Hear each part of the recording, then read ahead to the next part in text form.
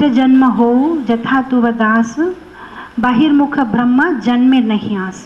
ఒక భక్తుడు భగవంతుడితో అంటున్నారు, కీట ఒక పురుగులాగా పుట్టినా నో ప్రాబ్లం, కానీ భగవంతుడు భక్తులుగా ఇంట్లో పుట్టాలి.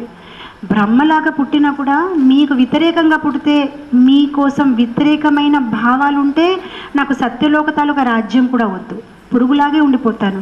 కానీ భక్తుల ఒక సాంగత్యంలో నేను ఉండాలి. ఎందుకంటే భక్తుల ఒక సాంగత్యంలో ఉంటే భగవంతుడిని మర్చిపోయే అవకాశమే లేదు.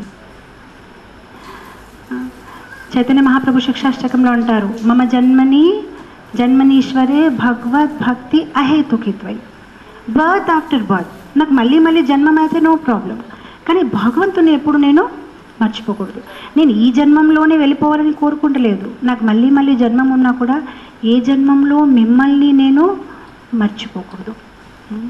సో ఇక్కడ అంబరీష్ మహారాజు చాలా చక్కగానే ప్రతి ఒక్క సెన్సెస్ని, మనము ప్రసాదం తీసుకున్నప్పుడు ఒక భజన పాడతాము, శరీరా అవిద్యాజాల్ జడేంద్రియా తహే కాల్ జివ్వే ఫేలే విషయ సాగర తారా మధ్యే జిభావతి లోభామై సుదుర్మతి. సెన్సెస్ చాలా పవర్ఫుల్, మనని లాగుతున్నాయి, ఇక్కడ రా నాతో, ఇక్కడ రా నాతో, అక్కడ రా, అన్ని దాంట్లో అన్నిటికైనా ఎక్కువ బద్మాష్ నాలుక. ఊరికి ఏదో మాట్లాడాలి, ఊరికి ఏదో తినేయాలి, అది కంట్రోల్ చేయడం మాత్రం చాలా. ఎవరికైనా ఒక గంట సేపు మౌనం ఉండండి అంటే అది మాత్రం చెప్పొద్దు, ఏం చెప్పని పర్లేదు, మాట్లాడుకుంటా తినుకుంటా ఉండలేదు. సో అప్పుడు ఈ భజనలో చెప్తున్నారు, కానీ భగవంతుడు ఎంత దయమేయుడు, అలాంటి నాలుకని కూడా నిగ్రహించడానికి నువ్వు చక్కని యుక్తి చెప్పావు. ఆ యుక్తి ఏంటి? నాలుకని కట్టడమా? ఆ నాలుకతోని కృష్ణ ప్రసాదాన్ని ఆస్వాదించడం.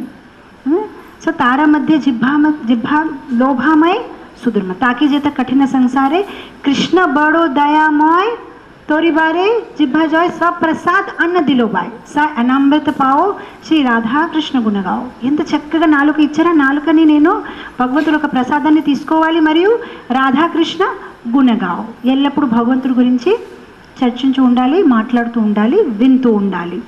సో ఇక్కడ అంబరీష్ మహారాజు, మనం అనుకుంటాము అంబరీష్ మహారాజు ఎంత చక్కగా ఆయన ఒక ఇంద్రియాన్ని భగవంతుడు ఒక సేవలో వినియోగిస్తున్నారు, నాకు కూడా అలా చేయాలని ఉంది, నేను కూడా అలా చేయాలనుకుంటున్నాను, కానీ మనసుని నిగ్రహించడం అంటే చాలా కష్టం. అర్జున్ ఏమంటున్నారు, చంచలహి మన కృష్ణ. సో ఏం చేయాలి, నేను ఎలా అంబరీష్ మహారాజుగా తయారవ్వాలి, నేను ఎలా నా మనసుని నేను కంట్రోల్ చేసుకోవాలి? సో దానికి అంటున్నారు శ్రవణం కీర్తనం. అంబరీష్ మహారాజ్, పరీక్షిత్ మహారాజ్ వాళ్ళు ఎక్కువగా ఏం చేసేవారు? శ్రవణం, భగవంతుడి గురించి వినడం, శ్రవణం కీర్తనం, జపం చేసుకోవడం. ఈ రెండు మనం పర్ఫెక్ట్గా చేస్తే భగవంతుడిని గుర్తించడం చాలా సరళంగా అయిపోతుంది. ఎల్లప్పుడూ భగవంతుడి గురించి వింటూ ఉంటే ఇంకా భగవంతుడు తప్ప ఎవరు గుర్తు రారు.